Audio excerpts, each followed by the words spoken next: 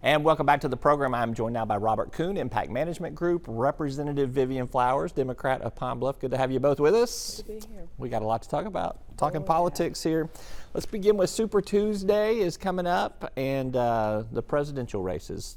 I'm throwing this first question to Robert Coon over here. Who wins the primary in Arkansas? Donald Trump, Bill Weld, or Rocky De La Fuente? Hey, how can you count out Rocky? I mean, Rocky, he's got it all, right?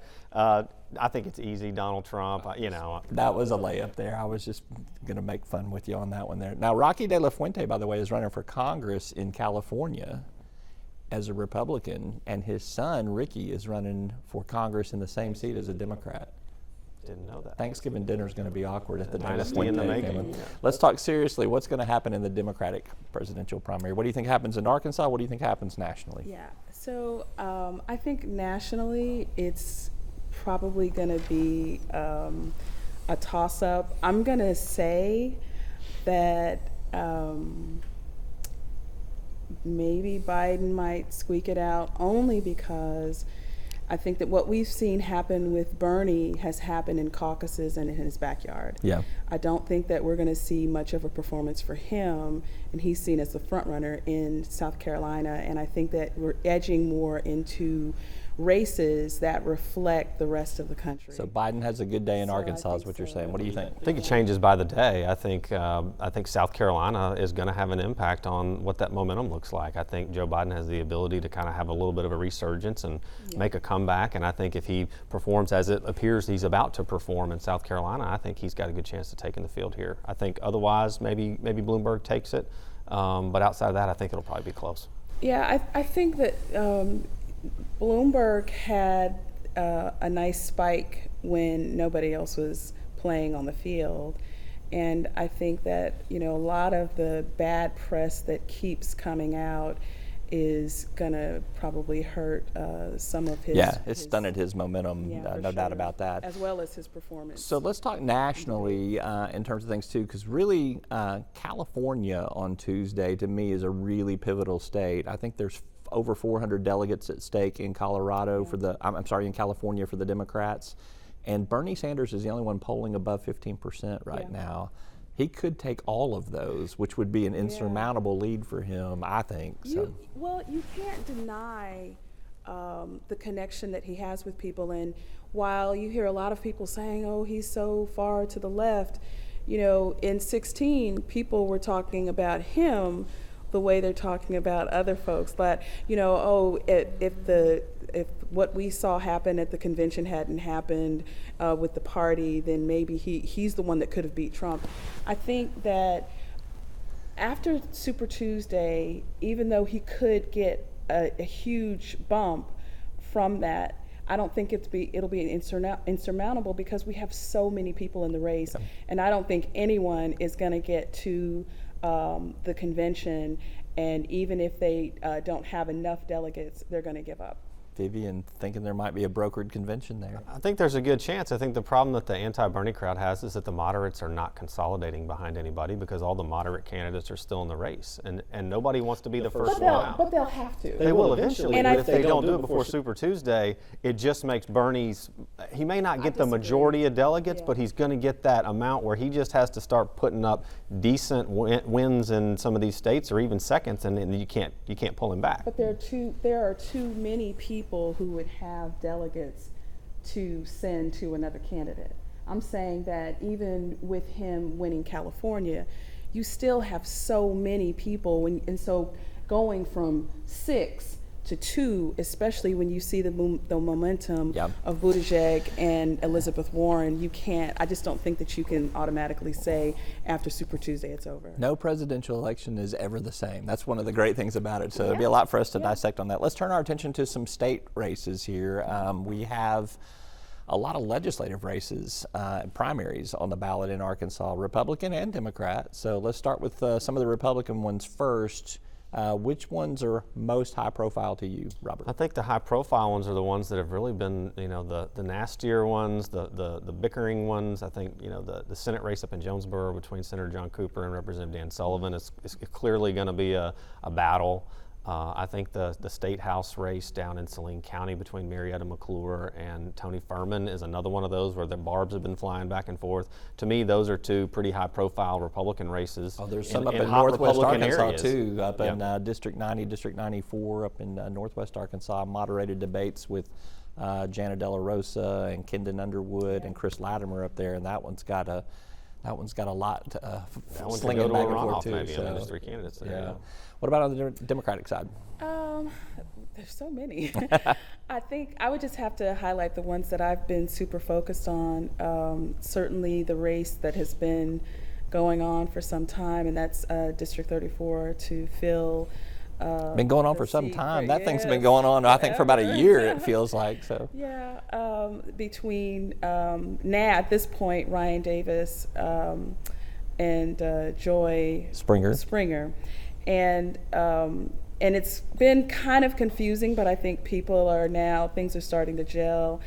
And so there will be a general election race on the March 3rd ballot between Joy Springer and Roderick Talley. However, I think that's getting kind of topsy-turvy because of the threat of a lawsuit that I've seen bubble up on Facebook, where the Springer campaign's trying to get Talley off the ballot. And then you will have another primary for the next term, where you'll see. They're talking about completing a term. For sure. And so Ryan Davis will still be in play. What happens down in Pine Bluff, Stephanie Flowers' primary? I think hands down she'll get it. I'm not saying that because she's my cousin and my senator.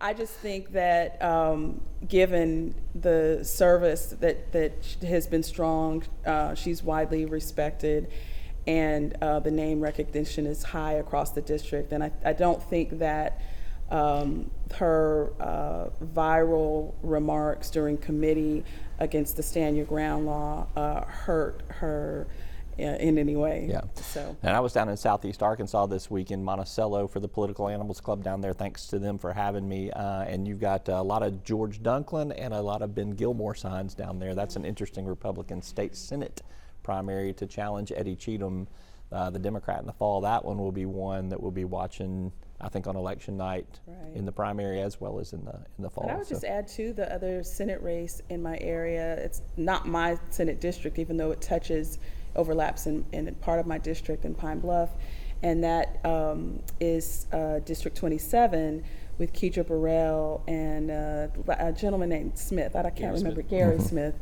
They are running in the primary to challenge Trent Garner. And interestingly, just last night, there was a big blow up because in 4 of the precincts, their names were not on the ballot. The Flowers Elliott race was on that ballot. And so, it's another we needed a little Iowa controversy in Arkansas, so there we have it there. All right, let's take a quick commercial break, and I'm going to come back to you all a little bit later on in the show, and we're going to talk about who had a good week and who had a bad week. So Robert Coon, Vivian Flowers will be back with us a little bit later on in the show. Stick around. We're back after this. When homemade is too good to keep at home. Helping Arkansas business do business. Making better happen with First Security. You'll find us at the end of a lot of long country roads, covering over 60% of the great state of Arkansas. Our 17 electric distribution cooperatives are working day and night to provide reliable, affordable power to over 500,000 homes, farms, and businesses, just like yours. The Electric Cooperatives of Arkansas, your local energy partners. And welcome back to the program. I am with Robert Coon and Representative Vivian Flowers. We're talking some politics. All right, we talked earlier in the show about some of the races that we're setting up, but you can go big picture or small picture on this. Mm-hmm. Good week, bad week. I want to know who you think had a good week first. Robert. Good week, I got to go with Joe Biden. I think he was on a downward spiral. I think he's not looked fresh in front of voters. I think he finally found some footing in South Carolina. His numbers appear to be going up. I think that is the boost that he needs to be back and be relevant in this race, and I would say that's a good week for Joe Biden. We'll see what happens when they finish the votes. Who do you give a good week to? I'm going to give a good week to the Democratic Party of Arkansas. And we saw Chairman Gray on CNN. And I think as a result of our primary changing, Bloomberg coming and filing here, and certainly that interview, we're seeing a lot of play and a lot of candidates either come themselves or send surrogates. And I think that's good for the process, it's good for voters, good for democracy. All right, who had a bad week?